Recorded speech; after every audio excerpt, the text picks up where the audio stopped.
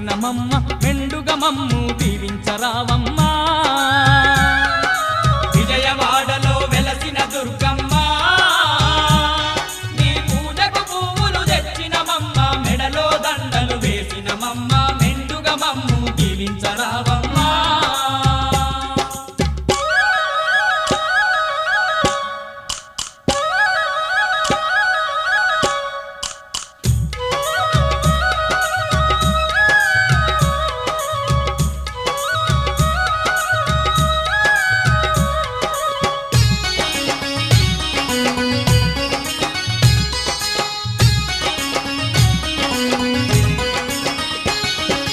పూలు పళ్ళతో పూజలు నీకు అన్న పూజలతో అర్చన నీకు